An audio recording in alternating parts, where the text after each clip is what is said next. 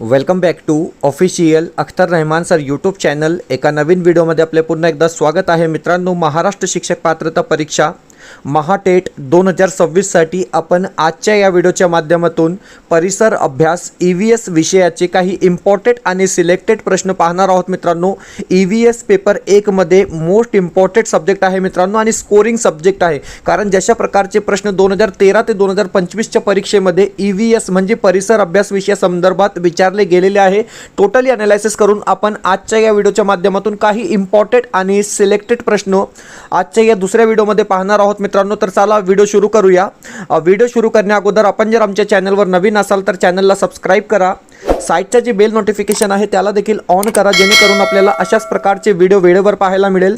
मित्रांनो, डिस्क्रिप्शन मध्ये आमचे टेलिग्राम आणि व्हॉट्सअप चॅनलची लिंक सुद्धा दिलेली आहे। तिथे जाऊन आपण आमच्या टेलिग्राम आणि व्हॉट्सअप चॅनलला सुद्धा जॉइन करू शकतात। आणि जर तुम्हाला आमच्या चॅनलची मेंबरशिप हवी असेल तर फक्त जॉइन बटनला जॉइन करून आपण ही मेंबरशिप घेऊ शकतात। व्हिडिओला प्लीज लाईक करा आणि चॅनलवर नवीन असाल तर चॅनलला सबस्क्राइब करा। पाहूया प्रश्न क्रमांक 1। आता हे बघा मित्रांनो, प्रश्न 1 या ठिकाणी विचारलेला आहे। म्हणजे मॅक्झिमम जे प्रश्न असतात ते समाजशास्त्र विषयाचे प्रश्न परिसर अभ्यासमध्ये विचारले जातात। प्रश्न आहे की आझाद हिंद सेनेचे कोणते बोध चिन्ह होते। आता हे बघा मित्रांनो, प्रश्न बदलून विचारलेला आहे। प्रश्न आहे की आझाद हिंद सेनेचे कोणते बोध चिन्ह होते, अशा प्रकारे प्रश्न आहे। आपल्याला 4 ऑप्शन दिलेले आहे। पेटती मशाल, चरख्याचे चित्र, भरारी घेणारा फिनिक्स पक्षी किंवा झेप घेणारा वाघ। तर हे बघा, बरोबर जे उत्तर असणार आहे ते असणार आहे ऑप्शन डी। म्हणजे पर्याय जे 4 दिलेला आहे, ऑप्शन जे 4 असेल ते आपला या ठिकाणी योग्य उत्तर राहणार आहे। पुढचा प्रश्न म्हणजे प्रश्न क्रमांक 2। आता हे बघा मित्रांनो, दुसरा जे प्रश्न आहे, आता हा प्रश्न जे आहे म्हणजे भूगोल विषयाशी संबंधित प्रश्न आहे। कारण तुम्हाला EVS मध्ये म्हणजे जे प्रश्न विचारले जातात ते इतिहास, भूगोल, राज्यशास्त्र आणि विज्ञान विषयाचे प्रश्न विचारले जातात। प्रश्न आहे की हायड्रोजन वायू बायंबर तर ओझोन वायू डॅश डॅश, अशा प्रकारे हा प्रश्न विचारलेला आहे। आपल्याला 4 पर्याय इथे सुद्धा दिलेले आहे। अयनांबर, तपांबर, मध्यांबर किंवा स्थितांबर। तर हे बघा, ऑप्शन जे आपला डी असेल, म्हणजे पर्याय जे डी दिलेला आहे स्थितांबर, आपला या ठिकाणी काय असणार आहे, बरोबर उत्तर असणार आहे। ऑप्शन जे डी असेल ते आपला राईट आन्सर या ठिकाणी राहणार आहे। पुढचा जे प्रश्न आहे प्रश्न क्रमांक 3। आता हे बघा मित्रांनो, व्यवसाय संदर्भात सुद्धा प्रश्न म्हणजे प्रत्येक परीक्षेमध्ये विचारला जात आहे। या ठिकाणी जे प्रश्न आहे की चतुर्थक व्यवसाय करणारे खालील पर्यायापैकी कोण। आता हे बघा, चतुर्थक व्यवसाय करणारे कोण, डायरेक्ट इनडायरेक्ट, अशा प्रकारे आपल्याला प्रश्न या ठिकाणी विचारलेला आहे। 4 पर्याय दिलेले आहेत। संशोधक, गवंडी, पोल्ट्री व्यावसायिक किंवा लघु उद्योजक। तर हे बघा, ऑप्शन जे 1 असेल म्हणजे संशोधक आपलं काय असणार आहे, बरोबर उत्तर असणार आहे। कारण संशोधक हे श्रेणी आहे मित्रांनो जे चतुर्थक व्यवसायात काउंट केली जाते। म्हणजे पर्याय जे 1 असेल, ऑप्शन जे 1 दिलेला आहे ते आपला बरोबर उत्तर राहणार आहे। पुढचा प्रश्न म्हणजे प्रश्न क्रमांक 4। चौथा जे प्रश्न आहे ते अशा प्रकारे विचारलेला आहे की भारतीय आरमाराचे जनक कोणाला म्हणतात। हा प्रश्न मोस्ट इम्पॉर्टंट प्रश्न आहे मित्रांनो आणि बहुतेक वेळा हा प्रश्न परीक्षेमध्ये विचारला गेलेला प्रश्न आहे की भारतीय आरमाराचे जनक कोणाला म्हणतात। आपल्याला 4 ऑप्शन्स दिलेले आहेत। टिपू सुलतान, नवाब सिराजुद्दौला, सम्राट अकबर किंवा राजा शिवछत्रपती, अशा प्रकारे आपल्याला 4 पर्याय दिलेले आहेत, 4 ऑप्शन्स दिलेले आहे। आणि राजा शिवछत्रपती आपला काय असणार आहे, बरोबर उत्तर असणार आहे। म्हणजे ऑप्शन जे 4 असेल, पर्याय जे 4 दिलेला आहे ते आपला बरोबर उत्तर असणार आहे। प्रत्येक प्रश्न जे आहे मित्रांनो ते परीक्षेसाठी, तुमच्यासाठी आणि महाराष्ट्र शिक्षक पात्रता परीक्षा महाटेट 2026 साठी प्रत्येक प्रश्न या ठिकाणी इम्पॉर्टंट आणि सिलेक्टेड प्रश्न असणार आहे। पुढचा प्रश्न म्हणजे प्रश्न क्रमांक 5। आता 5वा प्रश्न आपण पाहणार आहोत। बघा, 5वा जे प्रश्न आहे ते अशा प्रकारे दिलेला आहे की तुम्ही पाहू शकतात की शिवरायांच्या काळात घोडदळ या सैन्य दलाशी संबंधित संबोधन पद कोणते। अशा प्रकारे हा प्रश्न सोपा प्रश्न विचारलेला आहे। आपल्याला या ठिकाणी सुद्धा 4 पर्याय दिलेले आहे। बारगीर, नाईक, जुमलेदार किंवा हवलदार, अशा प्रकारे आपल्याला 4 ऑप्शन्स दिलेले आहे। आणि बरोबर उत्तर काय असेल तर बारगीर म्हणजे पर्याय जे 1 असेल, ऑप्शन जे 1 दिलेला आहे ते आपलं काय असणार आहे, बरोबर उत्तर असणार आहे। पुढचा प्रश्न म्हणजे प्रश्न क्रमांक 6। प्रत्येक प्रश्न जे आहे ते यापूर्वीच्या परीक्षेमध्ये विचारले गेलेले प्रश्न आहे आणि प्रत्येक प्रश्न या ठिकाणी खूप इम्पॉर्टंट असणार आहे मित्रांनो। कारण की परिसर अभ्यास पेपर 1 साठी मोस्ट इम्पॉर्टंट सब्जेक्ट आहे आणि स्कोरिंग सब्जेक्ट आहे।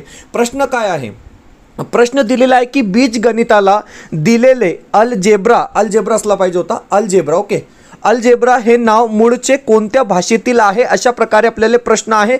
4 ऑप्शन्स दिलेले आहे मित्रांनो. आणि जनरल नॉलेज संदर्भात सुद्धा हा प्रश्न इम्पॉर्टंट असणार आहे. अरबी, ग्रीक, जर्मन किंवा लॅटिन. तर हे बघा, अल्जेब्रा हे मूळचे अरबिक नाम आहे, म्हणजे ऑप्शन जे एक असेल, पर्याय जे एक दिलेला आहे ते आपला बरोबर उत्तर असणार आहे मित्रांनो. ऑप्शन जे एक असेल ते आपला राईट आन्सर या ठिकाणी असणार आहे. माहिती सुद्धा दिलेली आहे या प्रश्न संदर्भात, काही डिटेल दिलेली आहे. तुम्ही पाहू शकतात की बीजगणितला दिलेले अल्जेब्रा हे नाव मूळचे अरबी भाषेतील आहे. पार्शियन गणिततज्ञ मोहम्मद इब्ने मुसा अल खर्जमी यांनी 1820च्या सुमारास लिहिलेल्या अल-जबर म्हणजे अल-जबर नावाच्या ग्रंथावरून हा शब्द आला आहे, ज्याचा अर्थ पुनर्संचयित करणे किंवा तुटलेले भाग जोडणे असा होतो. म्हणजे ऑप्शन जे एक असेल, पर्याय जे एक दिलेला आहे ते आपला परफेक्ट आन्सर या ठिकाणी राहणार आहे. पुढचा प्रश्न दिलेला आहे प्रश्न क्रमांक 7. 7वा प्रश्न आहे की छत्रपती शिवरायांच्या हिंदवी स्वराज्याचे निष्ठावंत पाईक नसलेल्या व्यक्तीचा पर्याय कोणता, अशा प्रकारे हा प्रश्न आहे. आपल्याला या ठिकाणी सुद्धा 4 ऑप्शन्स 4 पर्याय दिलेले आहे. सिद्दी इब्राहिम, सिद्दी हिलाल, दौलत खान आणि दाऊद खान. तर हे बघा, प्रश्न आहे की छत्रपती शिवरायांच्या हिंदवी स्वराज्यांचे निष्ठावंत पाईक नसलेल्या व्यक्तींचा पर्याय कोणता, तर दाऊद खान काय असणार आहे, आपल्याला या ठिकाणी योग्य उत्तर राहणार आहे. म्हणजे पर्याय जे डी असेल, ऑप्शन जे डी दिलेला आहे ते आपला बरोबर उत्तर या ठिकाणी असणार आहे. पुढचा जे प्रश्न आहे ते अशा प्रकारे दिलेला आहे. प्रश्न आहे की मरुभूमी उत्सव जैसलमेर तर कॉर्निवल कोणत्या ठिकाणी, जशा प्रकारे मरुभूमी उत्सव जैसलमेरमध्ये साजरा केला जातो तर कॉर्निवल कोणत्या ठिकाणी साजरा केला जातो, अशा प्रकारे हा प्रश्न आहे. कोलकाता, पणजी, कोची किंवा पद्दुचेरी, अशा प्रकारे आपल्याला 4 ऑप्शन्स दिलेले आहे. पणजी ऑप्शन जे 2 असेल, पर्याय जे 2 दिलेला आहे ते आपला राईट आन्सर असणार आहे. पुढचा प्रश्न प्रश्न क्रमांक 9. 9वा प्रश्न आहे की आर्थिकदृष्ट्या महत्त्वाची वने खालील पर्यायापैकी कोणती. आता हे बघा, हा प्रश्न सुद्धा इम्पॉर्टंट आहे, कारण की आर्थिकदृष्ट्या विचारलेला आहे. म्हणजे आर्थिकदृष्ट्या महत्त्वाची वने खालील पर्यायापैकी कोणती आहे. तर हे बघा, उष्ण प्रदेशीय काटेरी वने, उष्ण प्रदेशीय आर्द्र पानझडी वने, उष्ण प्रदेशीय निम सदाहरित वने किंवा खारफुटीचे वने, अशा प्रकारे 4 ऑप्शन्स आहे. ऑप्शन जे 3 असेल, पर्याय जे 3 दिलेला आहे, उष्ण प्रदेशीय निम सदाहरित वने आपला बरोबर उत्तर राहणार आहे. ऑप्शन जे 3 असेल ते आपला योग्य उत्तर असणार आहे. पुढचा जे प्रश्न आहे प्रश्न क्रमांक 10. 10वा प्रश्न दिलेला आहे की हे बघा, 10वा जे प्रश्न आहे, किमान 15 व कमाल 45 सदस्य संख्या कोणत्या स्थानिक शासन संस्थेत असते, अशा प्रकारे हा प्रश्न विचारलेला आहे. म्हणजे कमीत कमी 15 आणि जास्तीत जास्त 45 सदस्य संख्या कोणत्या स्थानिक शासन संस्थेत असते, तर नगर पंचायत. म्हणजे ऑप्शन जे एक असेल, पर्याय जे एक दिलेला आहे ते आपला बरोबर उत्तर असणार आहे. मित्रांनो, व्हिडिओ आवडत असेल तर प्लीज व्हिडिओला लाईक करा. आपण जर आमच्या चॅनलवर नवीन असाल तर चॅनलला सबस्क्राईब करा. डिस्क्रिप्शनमध्ये आमच्या टेलिग्राम आणि व्हॉट्सअप चॅनलची लिंक सुद्धा दिलेली आहे, तेथे जाऊन आपण आमच्या टेलिग्राम आणि व्हॉट्सअप चॅनलला सुद्धा जॉईन करू शकतात. आणि मित्रांनो, जर तुम्हाला आमच्या चॅनलची मेंबरशिप हवी असेल तर फक्त जॉईन बटनला जॉईन करून आपण ही मेंबरशिप घेऊ शकतात. म्हणजे तुम्हाला महाटेट 2026 साठी, महाराष्ट्र शिक्षक पात्रता परीक्षा 2026 साठी आपले सगळे व्हिडिओ या ठिकाणी फ्रीमध्ये पाहायला मिळणार आहे. तर आत्ताच जॉईन बटनला जॉईन करून आपण आमच्या चॅनलची मेंबरशिप घेऊन घ्या. म्हणजे तुमच्यासाठी प्रत्येक व्हिडिओ या ठिकाणी फ्रीमध्ये अवेलेबल होणार आहे. जॉईन बटनला जॉईन करा. पुढचा प्रश्न प्रश्न क्रमांक 11. व्हिडिओला प्लीज लाईक करा आणि चॅनलवर नवीन असाल तर चॅनलला सबस्क्राईब करा. प्रश्न 11 दिलेला आहे की तंतुमय पदार्थ नसणारा पर्याय कोणता. तर हे बघा मित्रांनो, तंतुमय पदार्थ नसणारा पर्याय कोणता, अशा प्रकारे प्रश्न आहे. बाजरी, पालेभाज्या, धान्याचा कोंडा किंवा मार्गरीन. तर मार्गरीन आपला काय असणार आहे, या ठिकाणी योग्य उत्तर असणार आहे. या प्रश्नासंदर्भात काही स्पष्टीकरण आपण दिलेलं आहे, ते तुम्ही पाहू शकता. जशा प्रकारे म्हणजे माहिती दिलेली आहे की दिलेल्या पर्यायापैकी तंतुमय पदार्थ फायबर नसलेला पर्याय खालील प्रमाणे आहे. म्हणजे योग्य पर्याय काय आहे, तर मार्गरीन. म्हणजे पर्याय क्रमांक 4 स्पष्टीकरण दिलेलं आहे की मार्गरीन हे वनस्पती तेलापासून बनवलेले एक प्रक्रिया केलेले उत्पादन आहे, जे लोण्याला म्हणजे बटर पर्याय म्हणून वापरले जाते. यात प्रामुख्याने सिग्ध पदार्थ फॅट्स असतात. नैसर्गिकरित्या वनस्पतीच्या पेशी पेशी भित्तिकेमध्ये आढळणारे तंतू फायबर प्रक्रिया दरम्यान पूर्णपणे निघून जातात, ज्यामुळे मार्गरीनमध्ये तंतुमय पदार्थांचा अभाव असतो. अशा प्रकारे माहिती सुद्धा दिलेली आहे. म्हणजे हा जे प्रश्न होता मित्रांनो, हा सायन्स विषयाशी संबंधित प्रश्न होता, कारण ते सगळे प्रश्न इन्क्लूड केले जात आहे परिसर अभ्यास या विषयामध्ये. प्रश्न क्रमांक 12वा प्रश्न दिलेला आहे की गुजरातच्या सीमेशी संलग्न म्हणजे लागून महाराष्ट्रातील जिल्ह्यांचा गट कोणता. अशा प्रकारे सोपा प्रश्न आहे. आपल्याला सीटेटमध्ये आपण असे प्रश्न पाहिले आहोत, तर नंदुरबार आणि धुळे आपलं या ठिकाणी योग्य उत्तर असणार आहे. पर्याय जे एक असेल, ऑप्शन जे एक दिलेला आहे ते आपला राईट आन्सर असणार आहे. पुढचा प्रश्न, प्रश्न क्रमांक 13वा प्रश्न आहे बघा. 13वा प्रश्न दिलेला आहे की मानवी उत्क्रांतीच्या टप्प्यातील बुद्धिमान मानव, ओके, कोणता मानव, तर बुद्धिमान मानव कोणत्या नावाने ओळखला जातो. अशा प्रकारे प्रश्न आहे. आपल्याला 4 ऑप्शन्स दिलेले आहे. Homo habilis, Neanderthal man, Homo erectus किंवा क्रोमनॉन मॅन. अशा प्रकारे 4 पर्याय आहे. होमो हॅबिलिस म्हणजे ऑप्शन जे एक असेल, पर्याय जे एक दिलेला आहे ते आपला राईट आन्सर असणार आहे. पुढचा प्रश्न, प्रश्न क्रमांक 14वा प्रश्न काय आहे हे बघा. 14वा प्रश्न जशा प्रकारे दिलेला आहे की उच्च न्यायालय असणारे ठिकाण खालील पर्यायापैकी कोणते. आता हे बघा मित्रांनो, उच्च न्यायालयात असणारे ठिकाण खालील पर्यायापैकी कोणते आहे. दिसपूर, इम्फाळ, इटानगर, तिरुवनंतपुरम. अशा प्रकारे आपल्याला 4 ऑप्शन्स दिलेले आहे. इम्फाळ म्हणजे पर्याय जे 2 असेल, ऑप्शन जे 2 दिलेले आहे ते आपला बरोबर उत्तर राहणार आहे. पुढचा प्रश्न, प्रश्न क्रमांक 15वा प्रश्न काय आहे बघा. 15वा प्रश्न आहे की जशा प्रकारे प्रश्न क्रमांक 15 विचारलेला आहे, तुम्ही पाहू शकतात की शिवाजी महाराजांच्या राज्याभिषेक प्रसंगी श्री राजा शिव छत्रपती ही अक्षरे कोरलेले कोणते नाणे पाडण्यात आले. अशा प्रकारे हा प्रश्न आहे. सोन्याचा होन, सोन्याची मोहर, चांदीचा होन किंवा चांदीची मोहर. अशा प्रकारे आपल्याला 4 ऑप्शन्स दिलेले आहे आणि बरोबर उत्तर काय असणार आहे, योग्य पर्याय काय असेल, तर ऑप्शन्स एक असेल म्हणजे सोन्याचा होन आपलं या ठिकाणी योग्य उत्तर राहणार आहे. मित्रांनो, स्पष्टीकरण सुद्धा दिलेलं आहे की 6 जून 1674 रोजी किल्ले रायगडावर छत्रपती शिवाजी महाराजांचा राज्याभिषेक संपन्न झाला.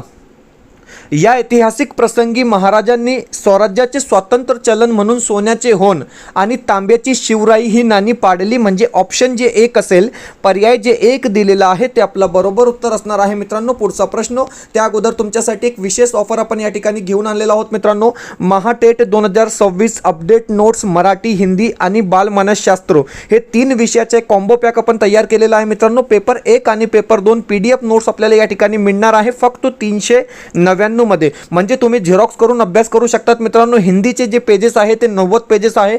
मराठी आणि बालमानसशास्त्राचे आपण या ठिकाणी 80 पेजेस एकत्र केलेले आहे. मित्रांनो, म्हणजे इम्पॉर्टंट आहे आणि अपडेट नोट्स आहे. महाटेट महाराष्ट्र शिक्षक पात्रता परीक्षा 2026 साठी लिमिटेड कॉम्बो ऑफर आहे. मित्रांनो, म्हणजे जवळपास 618 रुपये टोटल अमाऊंट होत आहे आणि तुम्हाला फक्त या ठिकाणी आपण 399 मध्ये हे संपूर्ण नोट्स देत आहोत. मित्रांनो, स्क्रीनमध्ये एक व्हॉट्सअप नंबर दिलेला आहे. या नंबरवर व्हॉट्सअप करून तुम्ही हे परचेस करू शकतात. व्हॉट्सअपमध्ये सिम्पली हाय करा, तुम्हाला एक स्कॅनर दिला जाईल. स्कॅनरवर पेमेंट करून स्क्रीनशॉट पाठवा, म्हणजे लगेच आपल्याला हे नोट्स या ठिकाणी मिळणार आहे पेपर 1 आणि पेपर 2 साठी. मित्रांनो, आणि मोस्ट इम्पॉर्टंट नोट्स आहे आणि तुम्हाला आमचे जे लेक्चर आहे ते सुद्धा या ठिकाणी फ्रीमध्ये पाहायला मिळणार आहे. तर आता तुम्हाला जर हे नोट्स हवे असेल तर स्क्रीनमध्ये एक व्हॉट्सअप नंबर दिलेला आहे. या नंबरवर कॉन्टॅक्ट करून तुम्ही हे परचेस करू शकतात. मित्रांनो, पेपर 1 आणि पेपर 2 साठी हे नोट्स आहे. फक्त प्राइस आपण 399 रुपये ऑनली या ठिकाणी ठेवलेली आहे.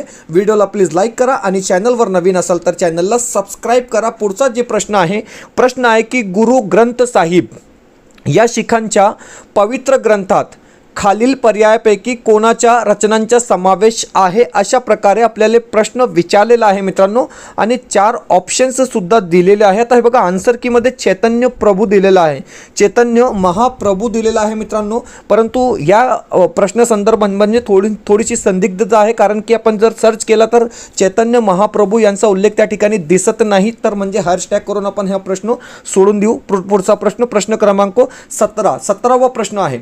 आता हे बघा, 17वा प्रश्न काय आहे बघा. 17वा प्रश्न जे दिलेला आहे ते अशा प्रकारे आहे की छत्रपती शिवरायांच्या हिंदवी स्वराज्याचे निष्ठावंत पाईक नसलेल्या व्यक्तींचा पर्याय कोणता. आता हा प्रश्न बदलून आलेला आहे. त्या ठिकाणी आपण दिलेर खान काहीतरी उत्तर लावला होता. आता या ठिकाणी प्रश्न आहे नूरबेग ऑप्शन दिलेला आहे, सलाबत खान, काजी हैदर आणि सिद्दी मिसरी अशा प्रकारे आपल्याला 4 ऑप्शन्स दिलेले आहे आणि सलाबत खान आपलं या ठिकाणी बरोबर उत्तर राहणार आहे. पुढचा प्रश्न क्रमांक 18वा प्रश्न आहे की पैठण म्हणजे संत एकनाथ तर नरसी ओके संत नामदेव. सोपा प्रश्न आहे. म्हणजे ऑप्शन जे 3 असेल, पर्याय जे 3 दिलेला आहे ते आपला बरोबर उत्तर या ठिकाणी काय असणार आहे, राहणार आहे. पुढचा प्रश्न म्हणजे पैठण छत्रपती संभाजीनगर येथे संत एकनाथ महाराजांचे कार्यस्थान जन्मस्थान आहे. तसेच नरसी हिंगोली हे संत नामदेव महाराजांचे जन्मगाव आहे. म्हणजे आपला योग्य जे उत्तर असणार आहे ते असणार आहे ऑप्शन 3. चला पुढचा प्रश्न क्रमांक 19. ओके 19वा प्रश्न काय आहे, इतिहासाचा जनक कोणाला म्हटले जाते. आता इतिहासाचे जनक कोण, डायरेक्ट इनडायरेक्ट अशा प्रकारे प्रश्न आहे. म्हणजे सोपा प्रश्न आहे. हिरोडोट्स म्हणजे ऑप्शन 1 पर्याय 1 काय असेल आपला योग्य उत्तर असणार आहे. ऑप्शन जे 1 असेल ते आपला राईट आन्सर या ठिकाणी राहणार आहे. पुढचा प्रश्न आणि शेवटचा प्रश्न आपण आजच्या या व्हिडिओच्या माध्यमातून पाहणार आहोत. प्रश्न आहे की वनस्पतीमधील कोणता पदार्थ मानवाला उपयुक्त आहे, अशा प्रकारे हा प्रश्न आहे. आणि याचा सुद्धा उत्तर मित्रांनो आन्सर कीमध्ये 2 आणि 3 दिलेला आहे. ओके सॉरी 3 आणि 4 दिलेला आहे. म्हणजे चंदनाचे तेल आणि तिळाचे तेल हे दोन्ही पर्याय या ठिकाणी काय आहे, बरोबर आहे. म्हणजे पर्याय क्रमांक 3 आणि पर्याय क्रमांक जे 4 असेल ते दोन्ही पर्याय या ठिकाणी बरोबर दिलेला आहे मित्रांनो. तर अशा प्रकारे आपण काही इंपॉर्टेंट आणि सिलेक्टेड प्रश्न पाले आहोत मित्रों। और दोस्तों अगर आपने भाषा 1 हिंदी लिया है, मैं आपको फिर से बता रहा हूँ, शुरुआत में हमने नहीं बताए, अगर आपने भाषा 2 मराठी ली है दोस्तों तो आपका पूरा पेपर मराठी में ही होगा, इंग्लिश की ज़रूरत आपको नहीं है। और हमारे पास फ़िलहाल जो है अपडेट क्वेश्चन सेट अवेलेबल है दोस्तों। हिंदी पेपर 1 के लिए 149 रुपये में आपको 10 प्रश्न पत्रिका यहाँ पर दी जाएंगी। स्क्रीन पर एक व्हाट्सअप नंबर दिया गया है, इस नंबर पे कांटेक्ट कर आप क्या है दोस्तों इसको परचेस कर सकते हैं। फिलहाल वीडियो में इतना ही, मिलते हैं नए वीडियो में बेहतर अपडेट के साथ।